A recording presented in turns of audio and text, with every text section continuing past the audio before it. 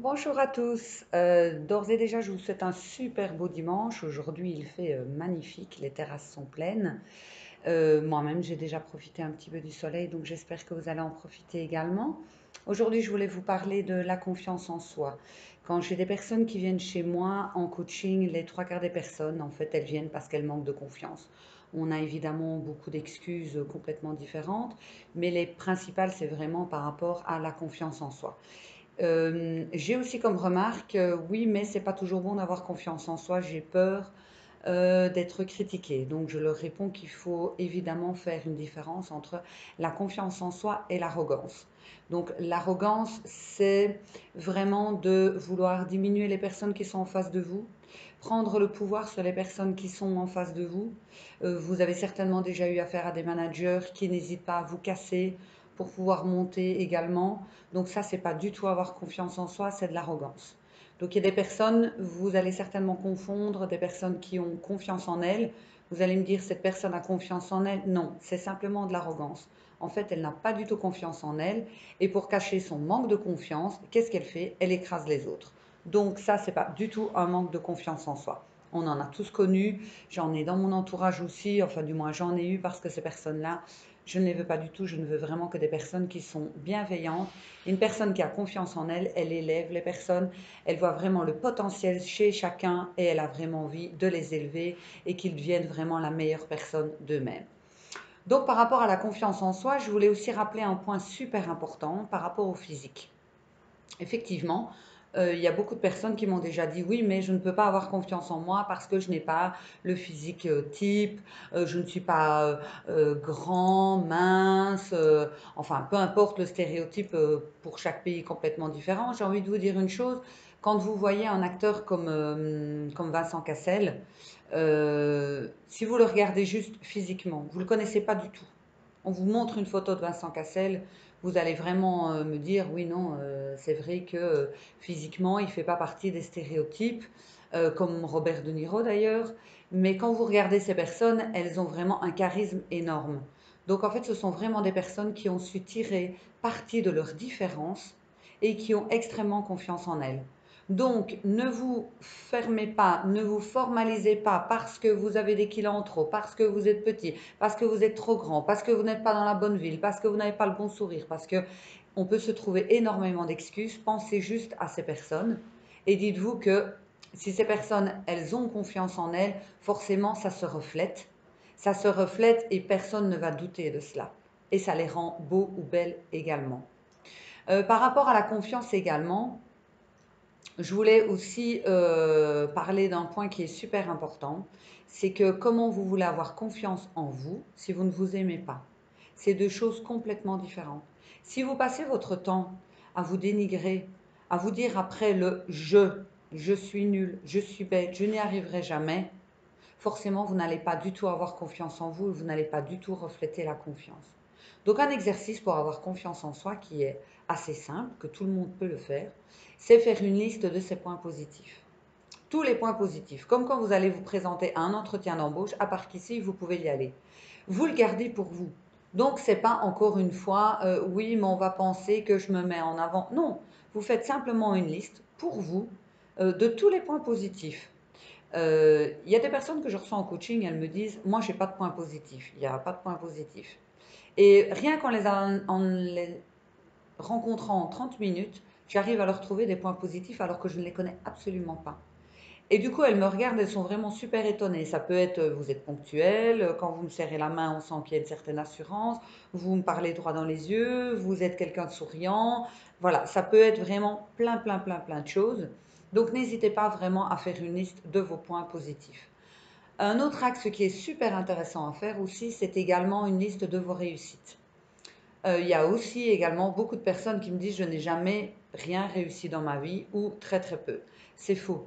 Ça peut être pour une personne apprendre à nager, pour une personne qui en avait vraiment peur, qui a peut-être failli se noyer quand elle était petite. C'est simplement ça, mais pour elle, c'est une réussite. Passer son permis de conduire pour quelqu'un qui a peur aussi de conduire ou qui pensait, parce qu'on lui a répété, qu'elle ne pourrait pas non plus. Ça peut être plein de petites réussites. Ça ne doit pas être spécialement être une super grosse réussite, une super grosse victoire. Ça peut être également une toute petite réussite. qui pour vous est une réussite super importante, bien évidemment.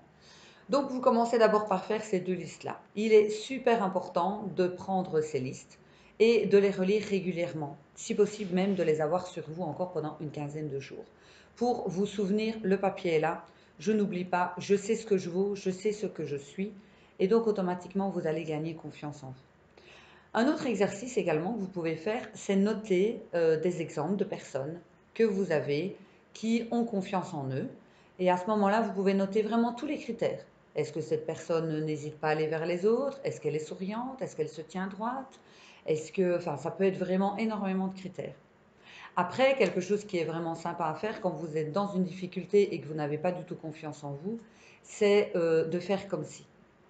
Donc, quand on était petit, on jouait beaucoup à comme si. Donc, allez, on joue comme si tu étais la marchande, comme si tu étais Zorro, comme si. Et là, on arrivait à le faire sans problème. Et limite, on aurait pu y croire, un petit peu comme les acteurs. Donc, moi, ce que je vous propose, c'est de lister exactement, donc toutes ces personnes, vous listez. Qu'est-ce que pour vous la confiance en soi? Ce qui est important aussi pour vous, c'est de le lister. Pourquoi? Parce que d'une personne à l'autre, ça va changer et ça peut changer même énormément. Il y a des critères chez une personne ou chez une autre personne qu'elle n'aura pas remarqué. Donc, vous listez et ensuite, vous jouez à comme si. En jouant à comme si, vous allez effectivement remarquer que vous avez automatiquement beaucoup plus confiance en vous. C'est super important également de se rendre compte aussi quand vous n'avez pas confiance, les personnes que vous allez attirer. Un exemple, il vous est certainement parfois arrivé d'être en soirée, d'être dans votre coin, les épaules en avant, avec une tête jusque par terre, et de vous rendre compte qu'une autre personne, qui elle est pleine de vie, elle est souriante et il y a tout le monde autour d'elle, et vous trouvez ça injuste. Et vous vous dites pourquoi personne ne vient près de moi? Réfléchissez. Est-ce que vous avez vraiment envie d'aller vers une personne qui est fermée, qui tire la tête, qui ne fait que de se plaindre et se dénigrer? Non, absolument pas. Donc ça, c'est super important, qu'il faut vraiment que vous arriviez à vous observer de l'extérieur. Est-ce que quand j'ai cette attitude, est-ce que j'ai une attitude bienveillante envers moi-même et bienveillante envers les autres? Mais avant d'avoir une attitude bienveillante envers les autres, il est d'abord super important d'avoir une attitude bienveillante envers vous. Donc ça, c'est une première chose aussi. Donc il est important en fait de vous aimer. Ça peut sembler extrêmement simple, mais vous devez être votre meilleur ami.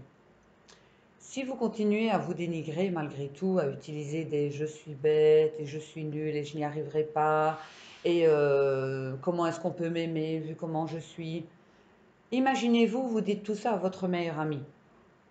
Qu'est-ce que vous pensez qui va se passer? Effectivement, dans ce cas-là, vous n'aurez pas d'amis. Vous n'en aurez pas. Mais à vous, vous vous permettez de le dire. À votre ami, quand ça ne va pas, vous mettez des gants. Vous mettez la forme. Vous l'encouragez, même s'il lui arrive quelque chose, même si c'est de sa faute, même s'il a réagi d'une façon stupide, vous allez mettre les formes, vous allez mettre les gants. C'est pas grave. C'est pas grave, tu réessayeras. Et pourquoi pas vous? Pourquoi pas chez vous? Parce que c'est vrai qu'on a cette tendance à être beaucoup plus dur avec soi, à se dénigrer. Il y a plusieurs raisons à cela, mais une des raisons principales, ce sont les croyances. Effectivement, quand nous étions enfants, il y a eu beaucoup de croyances, que ce soit de la part des parents, même d'un frère ou d'une sœur aînée, d'un cousin, d'un professeur aussi. Donc nous avons eu beaucoup de croyances. Tu n'es pas matheux. De toute façon, ça ne m'étonne pas que tu n'y arrives pas. Ça peut vraiment être plein de choses. Ou alors, ça peut être aussi, tais-toi, on n'entend que toi. Arrête de faire ton cinéma. Donc, ne te mets pas en avant. Tais-toi, tu ne dis que des bêtises. Alors, je vais vous raconter une petite anecdote. C'est, ça paraît amusant. Il y a 15 jours, j'étais à une soirée assez chic et je suis arrivée en robe de soirée, talons, robe, maquillée, etc. Et j'avais mis ma cagoule. Vous vous souvenez, la cagoule quand on était petit, vraiment jusque-là, qui avait juste le visage, limite qu'on a mis ses parents au tribunal parce qu'ils nous obligeaient à sortir avec cette cagoule. Mais comme il faisait froid, il faut quand même reconnaître qu'elle nous tenait chaud, cette cagoule. Même si on détestait la porter et que limite certaines personnes au coin de la rue, hop, on enlevait la cagoule, nos parents nous disaient qu'il fallait mettre la cagoule. Et je suis arrivée à cette soirée et moi j'avais mis ma cagoule. Et il y a une personne qui vient près de moi et qui me dit, mais pourquoi est-ce que tu portes cette cagoule? Alors je dis, ben parce que mes parents m'ont dit de porter ma cagoule. Toujours quand je sors à l'extérieur et là on est en hiver, le vent est froid.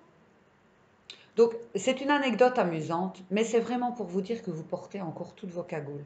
Vous portez encore un sac à dos rempli de croyances qu'on vous a inculquées, que la société vous a inculquées, et alors là, il y en a un paquet. Ce qui serait intéressant également pour vous, c'est de noter toutes ces croyances. Quelles croyances est-ce que vous avez? Quelles croyances négatives vous portez encore sur votre dos? Après avoir fait cette liste, vous devez également noter la croyance inverse, la croyance positive. Je suis capable, je suis doué en maths, je peux faire mon show, j'ai des choses intéressantes à dire. C'est super important également de faire ça pour retrouver sa confiance en soi. La confiance en soi, c'est pas quelque chose, on ne naît pas spécialement avec de la confiance. Un enfant, quand il naît, il a plein de rêves. C'est quelqu'un, c'est vraiment un enfant qui, par exemple, arrive chez ses grands-parents, il fait du bruit, il chante, il danse. Les grands-parents sont ravis, c'est une vraie petite boule de nerfs. En même temps, ils sont ravis parce que vous êtes là que l'après-midi, hein, rassurez-vous. Mais en même temps, vous n'hésitiez pas à danser, vous n'hésitiez pas à chanter.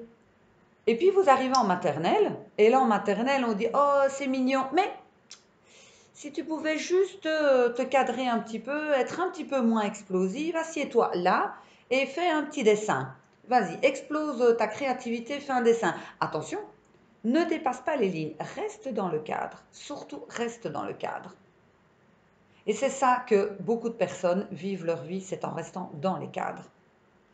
Et de ce point de vue-là, ils perdent toute confiance en eux parce qu'ils ne savent plus. Ils ne savent plus ce qu'ils doivent faire, ils ne savent plus ce qui est bon pour eux, ils ne savent plus ce qu'ils veulent. J'ai énormément de clients qui viennent chez moi et qui me disent, je ne sais pas quoi faire. Qu'est-ce que je dois faire? Je ne sais même pas ce que j'aime. Je ne sais pas ce que j'aime. Et c'est extrêmement dommage de ne pas savoir ce que j'aime. Il faut pouvoir savoir dire, ça je n'aime pas et ça j'aime. Ça je veux encore et ça je ne veux plus. Donc un truc que moi je donne toujours et que je demande à faire à mes coachés, c'est faites des listes. Parce que c'est bien de me dire, je ne veux plus ma vie, mais c'est quoi que vous ne voulez plus? C'est quoi? Donc, listez. Qu'est-ce que je ne veux plus et qu'est-ce que je veux? Grâce à cela, vous saurez exactement ce que vous voulez. Vous saurez exactement vers où vous dirigez. Et vous allez automatiquement aussi récupérer de la confiance en vous. Si vous faites tous les exercices que je vous ai dit dans cette petite vidéo, déjà pour commencer, ce sera déjà un super bon travail. Et vous pourrez déjà alors acquérir un petit peu plus de confiance en vous. Je vous souhaite une excellente journée, je vous fais de gros bisous et à bientôt sur une autre vidéo. N'oubliez pas de vous abonner. Bisous bisous. Ciao ciao.